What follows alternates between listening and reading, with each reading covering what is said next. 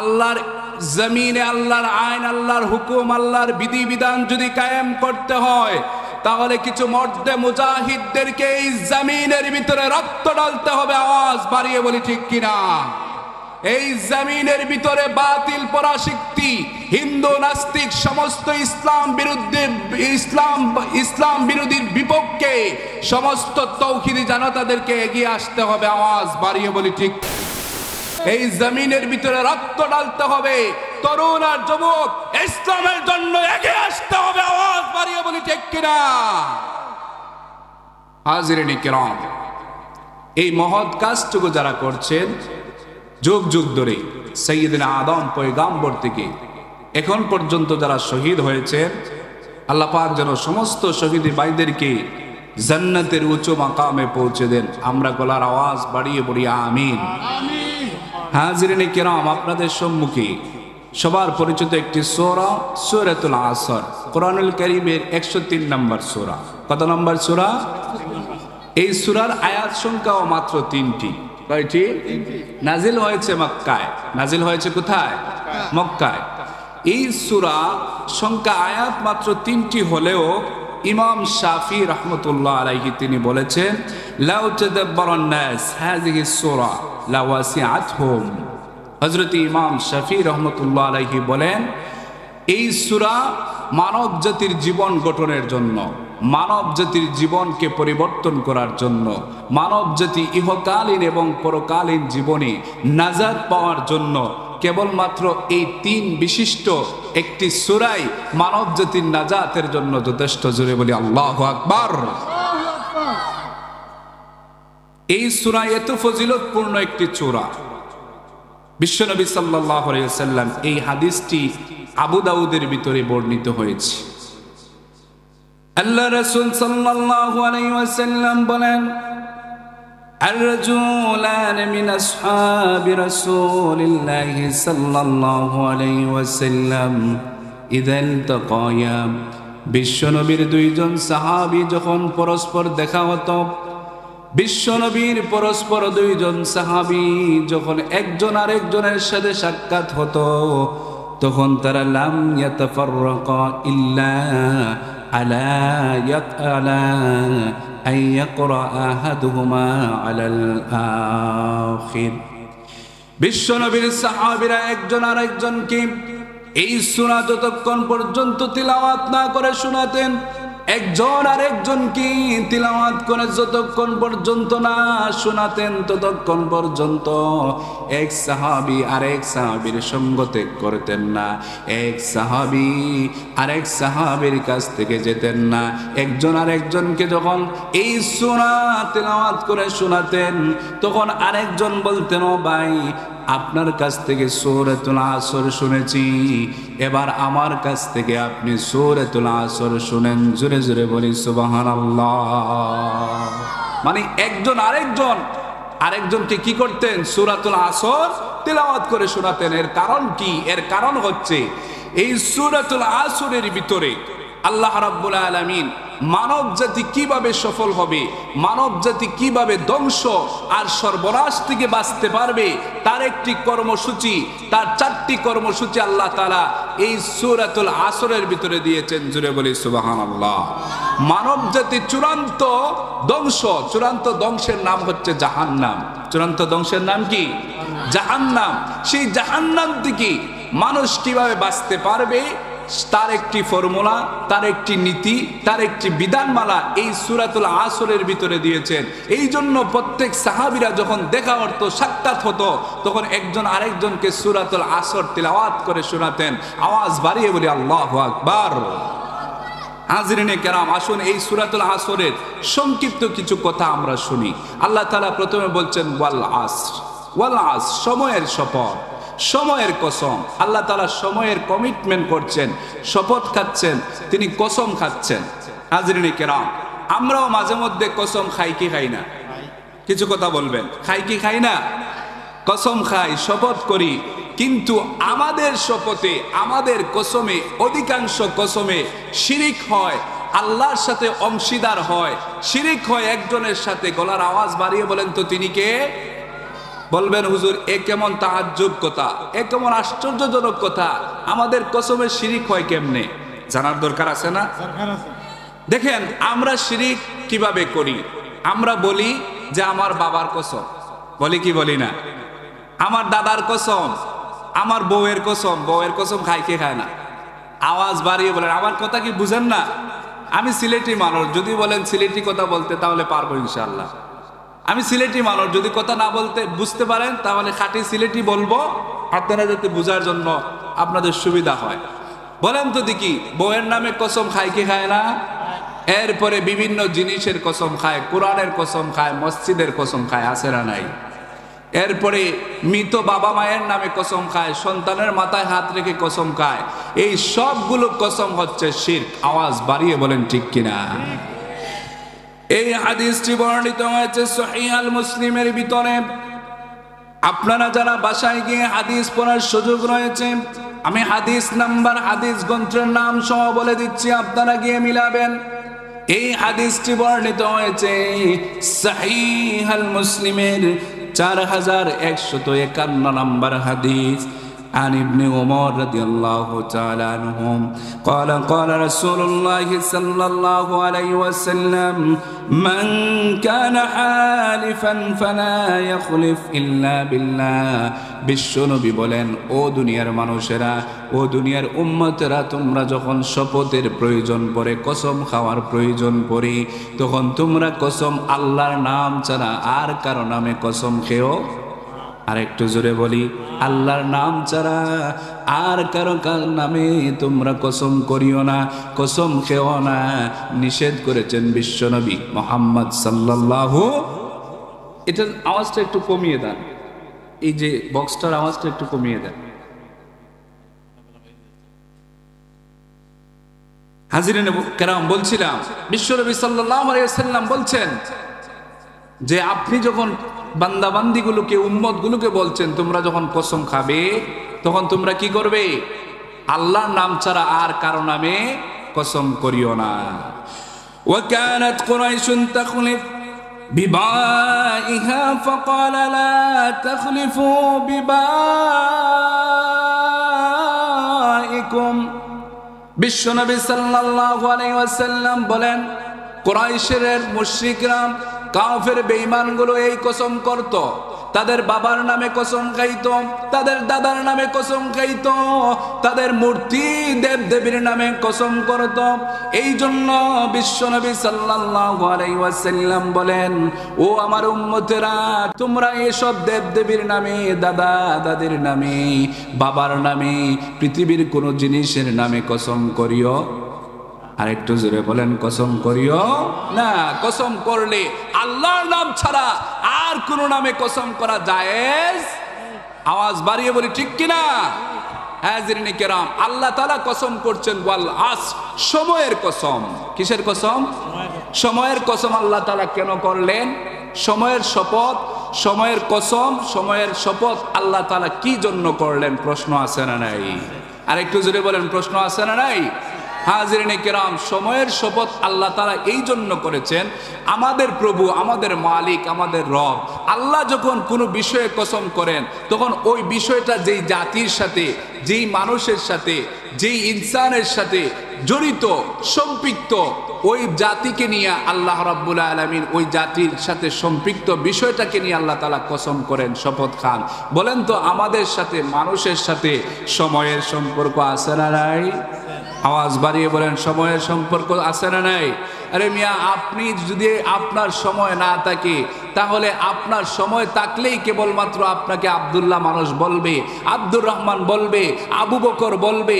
যদি আপনার সময় না থাকে, সময় যদি আপনার ফুরিয়ে যায়, তাহলে মানুষ আর আপনাকে আব্দুল্লাহ বলবে না, মানুষ আর আপনাকে আবু বকর বলবে না, মানুষ আর আপনাকে আব্দুর রহমান বলে ডাকবে না। আপনার সময় যদি চলে যায়, সময় যদি ফুরিয়ে যায়, তাহলে মানুষ আপনাকে লাশ বলে ডাকে। আওয়াজ বাড়িয়ে বলি ঠিক কিনা? হাজিরিনে কেরাম, এই জন্য সময়টা মানুষের সাথে সবচাইতে সম্পৃক্ত, ওতপ্রোতভাবে জড়িত। মানুষের সাথে সময়টা সবচাইতে গুরুত্বপূর্ণ একটি বিষয়। আওয়াজ বাড়িয়ে বলি ঠিক কিনা? মানুষের যত সম্পদ আছে সমস্ত সম্পদগুলো যদি আপনি লিস্ট করেন, তালিকা করেন, তাহলে এর মধ্যে 1 নম্বরে যে সম্পদের নাম আসবে সেই সম্পদের নাম হচ্ছে সময়। আওয়াজ বাড়িয়ে বলি ঠিক কিনা? কারণ সময় যদি না থাকে আপনার কোটি কোটি টাকা, বিলিয়ন বিলিয়ন টাকা, বাড়ি গাড়ি কোনো কিছুই তো আপনার কাজে আসবে না। আওয়াজ বাড়িয়ে বলি ঠিক কিনা? এই জন্য সময়টা হচ্ছে আপনার জীবনের সবচেয়ে গুরুত্বপূর্ণ বিষয়, ঠিক কিনা হাজিরানে কেরাম? এই জন্য সময়টাকে আল্লাহ তাআলা এমনিতেই দেন নাই। সময়টাকে আপনাকে দুনিয়ার জমিনে মানুষ হিসাবে সৃষ্টি করেছেন, মানুষ হিসাবে পাঠিয়েছেন। সময় হায়াতটাকে অনর্থক, অহেতুক, বেহুদা এই সময়টাকে নষ্ট করার জন্য আল্লাহ তাআলা পৃথিবীর জমিনে আল্লাহ তাআলা প্রেরণ, ঠিক কিনা বলেন? আল্লাহ রাব্বুল আলামিন কোরআনুল কারীমের 23 নম্বর সূরা সূরাতুল আল মুমিনুনের 115 নম্বর আয়াতে কারীমের ভিতরে দুনিয়ার সমস্ত মানুষগুলোকে আল্লাহ তাআলা জিজ্ঞাসা করছেন, প্রশ্ন করেছেন। রব্বুল আলামিন বলছেন, আফা হাসিবতুম আন্নামা খলাকনাকুম আবাসান ওয়া আন্নাকুম ইলাইনা লা তুরজাউন।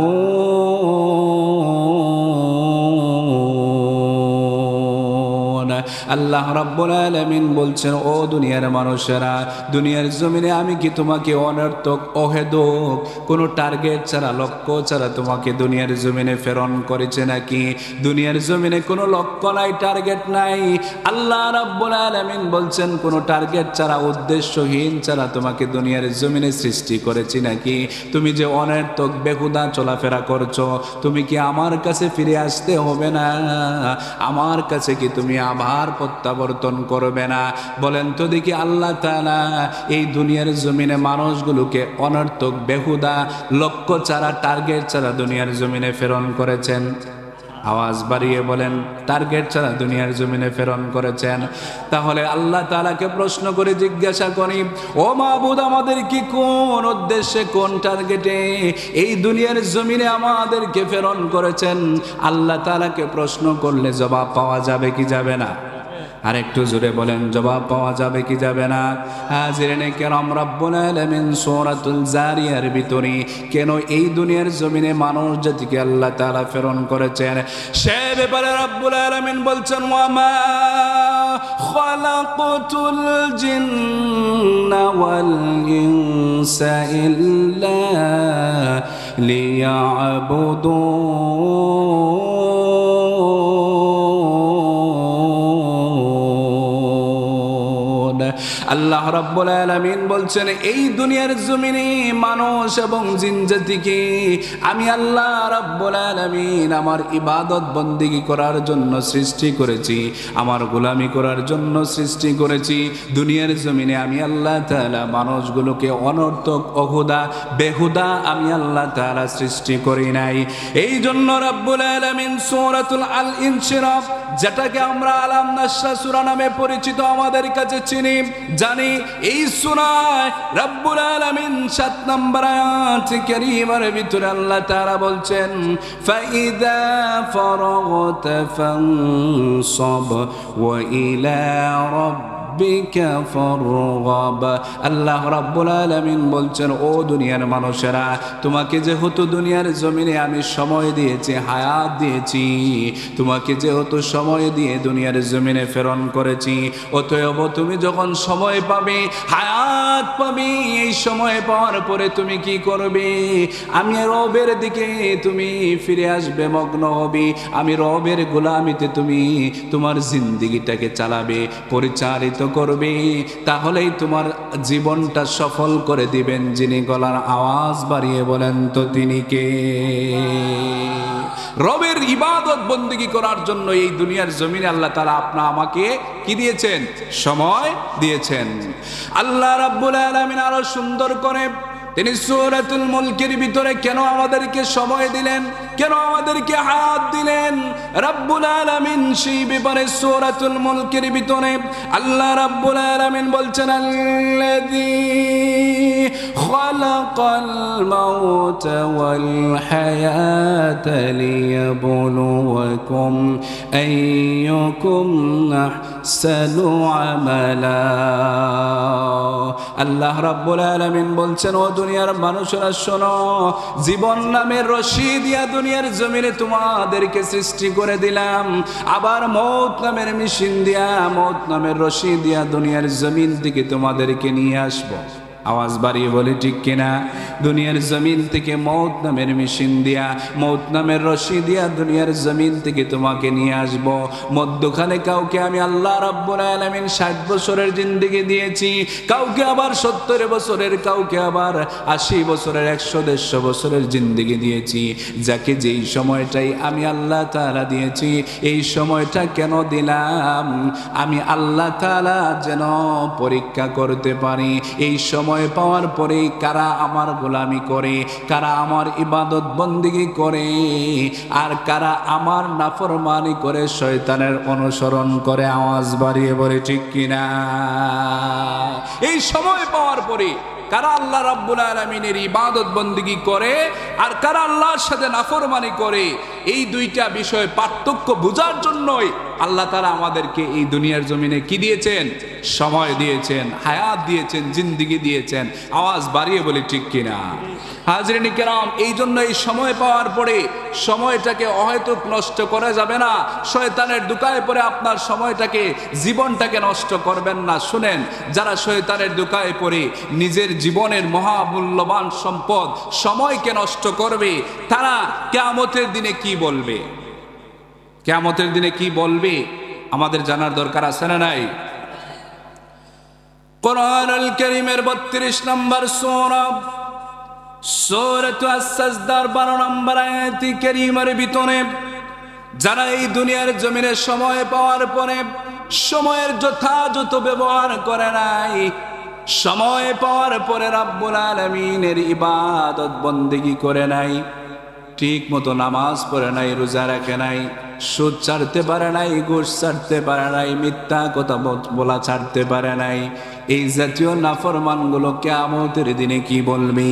আল্লাহ রাব্বুল আলামিন বলছেন, ওয়ালাউ তারা ইদাল মুজরিমুনা নাকিসু রুউসিহিম ইনদা রাব্বিহিম রব্বানা أبصرنا وسمعنا فارجعنا نعمل صالحا إنا موقنون। জোরে বলি আল্লাহু আকবার। হাজিরিন কিরাম, যেই সমস্ত নাফরমানগুলো সময়টাকে কাজে লাগায় নাই, সময়ের যথাযথ ব্যবহার করে নাই, এই জাতীয় মানুষগুলো যখন অপরাধী হিসাবে সাব্যস্ত হয়ে যাবে কিয়ামতের ময়দানে, আল্লাহ তাআলা যখন জাহান্নামী ফেরেশতাদেরকে বলবেন, এদেরকে ধরো, ধরে ধরে ডান্ডা বেরি পরিয়ে জাহান্নামের ভিতরে এদেরকে নিক্ষেপ করো, তখন ওই জাতীয় নাফরমানগুলো, ওই জাতীয় গাদ্দারগুলো বলতে থাকবে, রব্বানা, হে আমাদের রব, আমাদেরকে আরেকটা বার আপনি পার্সেন্ট সুযোগ দেন, আমাদেরকে ছাড় দেন, আরেকটা বার আমাদের অবকাশ দেন দুনিয়ার জমিনে যাওয়ার। দুনিয়ার জমিনে যদি যাইতে পারি তাহলে আপনার ইবাদত বন্দেগী ছাড়বো। আর একটু জোরে বলেন, ছাড়বো না। কিন্তু বলেন তো, একবার নয়, দুইবার নয়, কোটি কোটি বার, হাজার হাজার, লক্ষ লক্ষ, কোটি কোটি বার বলার পরেও এই দুনিয়ার জমিনে আসার আর কোনো সুযোগ আছে নাকি? এই নাফরমানগুলো যতই বলতে থাকুক, তাদেরকে আর সুযোগ দেওয়া, কি বলেন, সুযোগ দেওয়া হবে? তাদেরকে আর কোনো রূপ কি দেওয়া হবে না? সুযোগ দেওয়া হবে না।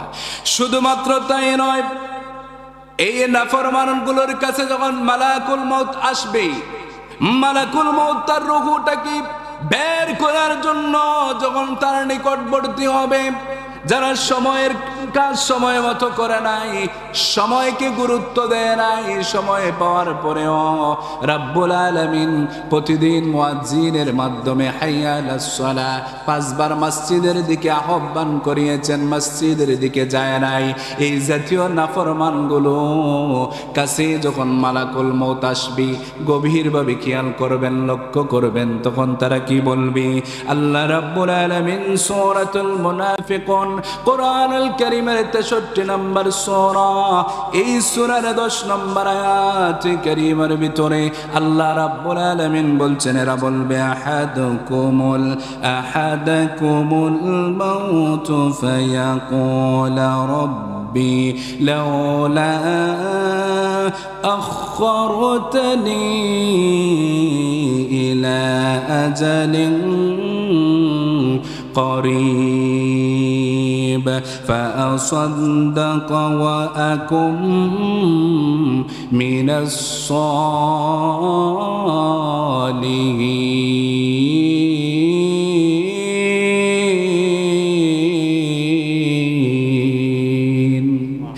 এই জাতীয় নাফরমানগুলো বলবে, ও রব, আপনি এত তাড়াতাড়ি কেন আমাদের কাছে মালাকুল মউত পাঠিয়ে দিলেন? দেখেন, পাবে 150 বছর, 100 বছর, 70 বছর, 80 বছর পাবে। পাওয়ার পরে বলবে যে আল্লাহ এত তাড়াতাড়ি কেন আমার কাছে মালাকুল মউত পাঠিয়ে দিলেন? আজরাইল এত তাড়াতাড়ি আসলো কেন? আজরাইল কি তাড়াতাড়ি আসবে না সময় মতো আসবে? জোরে বলেন, তাড়াতাড়ি আসবে নাকি সময় মতো আসবে? কিন্তু এই নাফরমানগুলো বলবে, ও আল্লাহ, আমার কাছে এত তাড়াতাড়ি কেন আপনি মালাকুল মউত পাঠিয়ে দিলেন? আমাকে আর একটু সময় দেন, আমাকে আর একটু অবকাশ দেন। যদি আপনি আমাকে আর একটু সময় দেন তাহলে আর নামাজ ছাড়ব না, আর সুদ খাইব না, আর ঘুষ খাইব না, আর মিথ্যা কথা বলবো না, রোজা ছাড়ব না, কখনো মানুষের উপরে জুলুম করব না। মানুষের উপরে জুলুম করে এইরকম জালিম এই জমিনের ভিতরে আছে না নাই? ক্ষমতা আছে বলে মানুষ, অসহায় মানুষ, দারিদ্র মানুষ এদের জায়গা জমিন টাকা পয়সা আত্মসাৎ করে, এই এলাকার ভিতরে নাই? কি বলেন, নাই? এই জাতীয় জালিমগুলো বলবে, আল্লাহ, মালাকুল মউত কেন আপনি এত তাড়াতাড়ি পাঠিয়ে দিলেন? আমাকে আর একটু সময় দেন, আমি আর মানুষের উপরে জুলুম করব না, আপনার অবাধ্য হব না। বলেন তো, মালাকুল মউত কি আপনার আমার চাচাতো ভাই, খালাতো ভাই, মামাতো ভাই? আপনি যতই রিকোয়েস্ট করেন, অনুরোধ করেন না কেন, কোটি কোটি টাকা এই জমিন থেকে আসমান পর্যন্ত দিলেও আপনাকে আর রেহাই দেওয়া হবে না, আপনাকে আর সময় দেওয়া হবে না। আওয়াজ বাড়িয়ে বলি ঠিক কিনা? আপনাকে আর সময় দেওয়া হবে না। আপনি বললে হবে না যে আমাকে এবার একটু সময় দেন, আমি কি করব? ভালো হয়ে যাব, ভালো কাজ করব। হাজরিনে কিরাম, দেখেন, আপনাকে যে সময়, যে হায়াত দেওয়া হয়েছে, যে জিন্দেগি দেওয়া হয়েছে, এই হায়াত আর এই সময় সম্পর্কে কিয়ামতের দিন আমাদেরকে প্রশ্ন করা হবে কি হবে না? আওয়াজ বাড়িয়ে বলেন, প্রশ্ন করা হবে কি হবে না? এই হাদিসটি বর্ণিত হয়েছে সহিহ আল তিরমিজি 2419 নম্বর হাদিস। এই হাদিসের রাবি হচ্ছেন হযরত আব্দুল্লাহ ইবনে মাসউদ রাদিয়াল্লাহু তাআলা আনহু। عن ابن مسعود رضي الله تعالى عنه عن النبي صلى الله عليه وسلم قال لا تزول قدم ابن آدم يوم القيامة। জোরে একবার বলেন আল্লাহু আকবার, আর একটু জোরে বলেন আল্লাহু আকবার। বিশ্বনবী বলেন, কিয়ামতের ময়দানে কঠিন বিভীষিকাময় সময়ে, বর্তমানে তো আপনাদের জানা বহু বহু গুণে এই মাথার উপরে সূর্যটা বিদ্যমান। আওয়াজ বাড়িয়ে বলে ঠিক কিনা? এরপরে সূর্যের কোনো মুখ এই পৃথিবীর দিকে দেওয়া নাই, সবগুলা মুখ উপরের দিকে, শুধুমাত্র পিঠটা তার এই জমিনের দিকে দেওয়া। এরপরেও ভাদ্র মাস, চৈত্র মাস যেই সমস্ত বাবারা চাচারা ক্ষেত খামারে কাজ করেন, এরা বোঝা যায় এই রোদের পাওয়ার তেজ কত, আওয়াজ বাড়িয়ে বলেন ঠিক কিনা। কিন্তু কিয়ামত দিবসে বহু বহু গুণে উপরে থাকবে না, মাত্র অর্ধ হাত উপরে সূর্যটা চলে আসবে। সূর্যের সবগুলো লেলিহান মুখ, রক্তিম মাখা মুখগুলো সবগুলো জমিনের দিকে দিবে। মাথার মগজটা ফুটন্ত বাতের ফেনার মতো ফুটফুট করতে থাকবে, টকবক করতে থাকবে, জমিনটা তামার থাকবে। এমন অবস্থা হবে, হাদিস বিশারদগণ মুফাসসিরে কেরামগণ বলেছেন, মানুষের মাথা থেকে ঘাম এমন ভাবে ঝরতে থাকবে বৃষ্টির পানির মতো। ওই গামে কোনো মানুষের গামটা তার হাঁটু পর্যন্ত পানি হয়ে যাবে, কারো আবার কোমর পানি পর্যন্ত হবে, কারো আবার বুক পানি পর্যন্ত হবে, কারো আবার গলা পানি পর্যন্ত, কেউ বা আবার ওই গামের মধ্যে সাঁতরাতে থাকবে। যার গুনার পরিমাণ যত বেশি, তার গামের পরিমাণটাও তত, আর একটু জোরে বলেন, তত বেশি। সেই কঠিন মুসিবতের সময়ে বনি আদমের সন্তানেরা ততক্ষণ পর্যন্ত এক পাও নাড়াতে পারবে না, যতক্ষণ পর্যন্ত ইয়াউমাল কিয়ামাতি মিন ইনদি রাব্বিহি হাত্তা ইউসআলান খামসিন, রবের পক্ষ থেকে যতক্ষণ পর্যন্ত না 5টি প্রশ্ন করা হবে। আওয়াজ বাড়িয়ে বলেন, প্রশ্ন কয়টি? 5টি প্রশ্ন যতক্ষণ পর্যন্ত না করা হবে, ততক্ষণ পর্যন্ত বনি আদমের সন্তানেরা এক পাও নাড়াতে দেওয়া হবে না। তার মধ্যে 1 নম্বরে প্রশ্ন হচ্ছে আন উমরিহি ফীমা আফনাহু।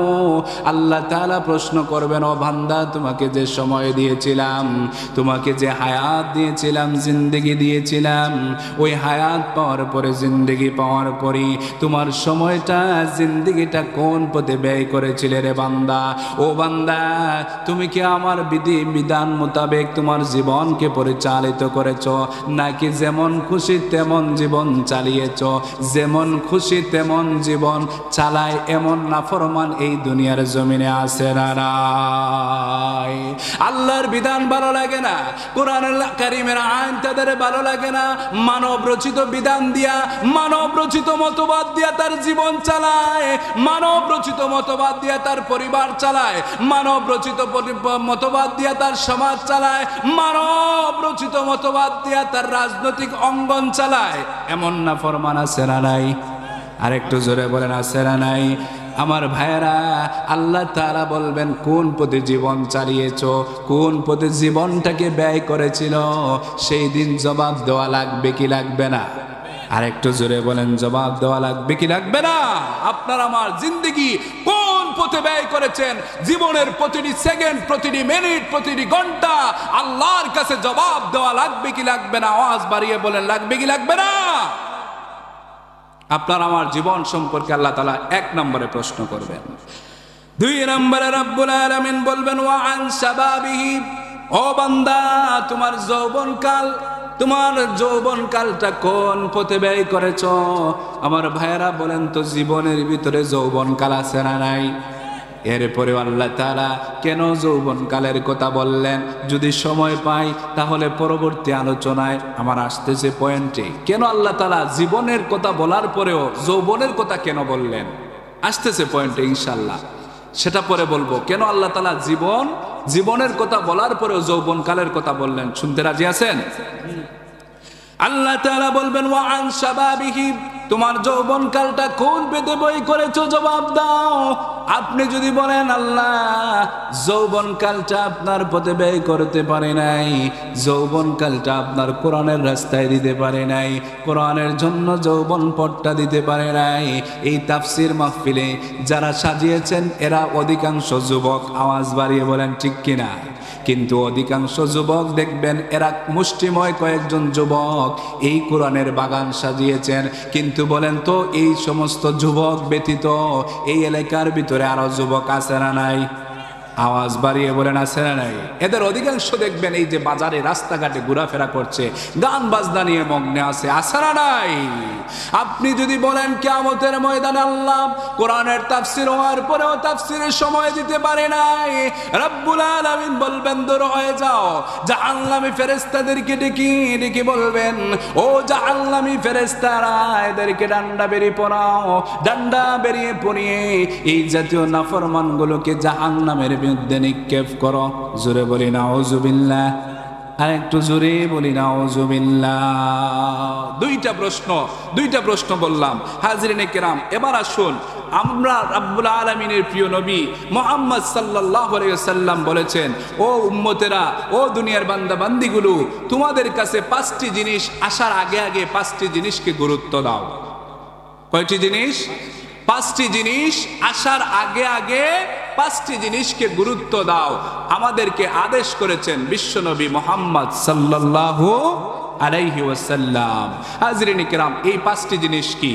1 নম্বর, বিশ্বনবী বলেন, শাবাবাকা ক্বাবলা হারামিক। শাবাবাকা ক্বাবলা হারামিক, তোমার বৃদ্ধকাল আসার আগে আগে যৌবনকালকে গুরুত্ব দাও। জোরে বলি সুবহানাল্লাহ। বৃদ্ধকাল আসার আগে আগে যৌবনকালকে কি করো? গুরুত্ব দাও। আগে বলেছি, বলবো, আল্লাহ রাব্বুল আলামিন কেন জীবনের কথা বলার পরেও যৌবনের কথা কেন বললেন? কারণ মানব জাতির যেই সকল জীবন রয়েছে, জীবনকে যদি আমরা পাঠ করি, আমাদের শিশুকাল, এরপরে কিশোরকাল, যৌবনকাল, বৃদ্ধকাল, এই যে আমাদের জীবনের পাঠ রয়েছে, অংশ রয়েছে, এর মধ্যে সবচাইতে গুরুত্বপূর্ণ এবং আল্লাহর কাছে দামি, আল্লাহর কাছে মর্যাদাবান সময়টা হচ্ছে, কালটা হচ্ছে যৌবনকাল। আওয়াজ বাড়িয়ে বলি আল্লাহু আকবার। সবচাইতে গুরুত্বপূর্ণ, মর্যাদা সম্পূর্ণ কাল হচ্ছে যেই কাল, সেই কালের নাম কি? যৌবন কাল। দেখেন, আমি এইভাবে উদাহরণ দেই, যদি আপনার যৌবনকাল নষ্ট হয়ে যায়, তাহলে এই মানুষটা অতি সহজে আল্লাহর পথে, আল্লাহর রাস্তায় ফিরে আসতে পারে না। জি, এই যৌবনকাল যদি মানুষের নষ্ট হয়ে যায়, তাহলে কি হয় না? মানুষ অতি সহজে আর চাইলেও আল্লাহর রাস্তায় ফিরে আসতে পারে না। যৌবনকালটা যদি শয়তানের অনুসারী হয়ে যায়, শয়তানের পথ, শয়তানের মত যদি গ্রহণ করে ফেলে, তাহলে এই মানুষ দেখবেন বৃদ্ধকালে নামাজ পড়লেও মিথ্যা কথা বলে। আওয়াজ বাড়িয়ে বলি ঠিক কিনা? নামাজ পড়লেও সুদ খায়, নামাজ পড়লেও ঘুষ খায়, নামাজ পড়লেও মানুষকে নিয়ে চুগলখড়ি করে, আসে না নাই? আওয়াজ বাড়িয়ে বলে আসে না নাই? এর কারণ কি? আমি উদাহরণ দিই এইভাবে, আপনারা তো গ্রামগঞ্জের মানুষ। এই যে ধান ক্ষেত আছে না, ধান ক্ষেত, এই যে ধান খেতে দেখবেন উপজেলা থেকে বীজ নিয়ে আসে, উন্নত মানের বীজ, উন্নত মানের বীজ। কিন্তু এই বীজটা যদি শুরুতে যে তুর আসে, ফুল আসে, এইটা যদি নষ্ট হয়ে যায়, বলেন তো দেখি, যতই উন্নত মানের বীজ হোক না কেন, এই উন্নত মানের বীজ দিয়া ভালো ধান হওয়ার আর সম্ভাবনা আছে? আপনার যৌবনকাল যদি বিষাক্ত ইনজেকশন দিয়ে শয়তান নষ্ট করে ফেলে, বিষাক্ত ইনজেকশন দিয়ে যদি তার অনুসারী, তার মতের অনুসারী বানিয়ে ফেলে, তাহলে এই মানুষটা অতি সহজে আর ভালো হতে পারে না, অতি সহজে আল্লাহর রাস্তায় ফিরে আসতে পারে না। এই জন্য বিশ্বনবী সাল্লাল্লাহু আলাইহি ওয়াসাল্লাম বলেছেন যে আপনার যৌবনকালকে বৃদ্ধকাল আসার আগে আগে গুরুত্ব দাও। জোরে বলে সুবহানাল্লাহ। আমার ভাইয়েরা, যৌবনকালের কেমন গুরুত্ব, কেমন মর্যাদা, এই হাদিসটি বর্ণিত হয়েছে সহিহ আল বুখারীর 660 নম্বর হাদিস, মুসলিমের 1031 নম্বর হাদিস, ইবনে হিব্বানের 4479 নম্বর হাদিস। এই হাদিসের রাবি হচ্ছেন হযরত আবী হুরায়রা রাদিয়াল্লাহু তাআলা আনহু। আল্লাহর নবী সাল্লাল্লাহু আলাইহি ওয়াসাল্লাম বলেন, সাবআতু ইউযিল্লুহুমুল্লাহু তাআলা ফি জিল্লিহি ওয়া ইয়াউমা লা জিল্লা ইল্লা জিল্লুহু। বিশ্ব নবী বলেন, আগে যেই বিভীষিকাময়ের কথা বললাম, কঠিন হাসরের ময়দানের কথা আপনাদেরকে যে বললাম, এই কঠিন বিভীষিকাময় ময়দানে আরশের ছায়া ছাড়া আর কোনো ছায়া থাকবে না, আরশের আশ্রয় ছাড়া আর কোনো আশ্রয় থাকবে না। সেই আশ্রয়ে, সেই ছায়ার নিচে আল্লাহ তাআলা 7 শ্রেণীর মানুষকে জায়গা দিবেন। জুড়ে বলি, কয় শ্রেণীর মানুষ? 7 শ্রেণীর মানুষকে রব্বুল আলামিন জায়গা জায়গা দিবেন। তার মধ্যে এক শ্রেণীর মানুষ বিশ্বনবী সাল্লাল্লাহু আলাইহি ওয়াসাল্লাম বলেন, শাব্বুন শাআ ফি ইবাদাতিল্লাহ। বিশ্বনবী সাল্লাল্লাহু আলাইহি ওয়াসাল্লাম বলেন, ওই সমস্ত যুবকগুলোকে আল্লাহ তাআলা আরশের ছায়ার নিচে সম্মানিত করে মর্যাদা দিয়ে রব্বুল আলামিন জায়গা দিবেন। যেই সমস্ত যুবকগুলো তাদের যৌবনকালটা ইবাদত বন্দেগীতে কাটাবে, যেই সমস্ত যুবকগুলো তার যৌবনকালটা আল্লাহর পথে ব্যয় করবে, আল্লাহ রব্বুল আলামিন তাদেরকে দয়া করে মায়া করে সম্মান দিয়া ইজ্জত দিয়া রব্বুল আলামিন তাদেরকে আরশের ছায়ার নিচে স্থান দিবেন। জোরে জোরে বলে সুবহানাল্লাহ। আল্লাহ তাআলা আমাদেরকে আমল করার তৌফিক দান করেন। সবাই বলি আমিন। ওয়া আখির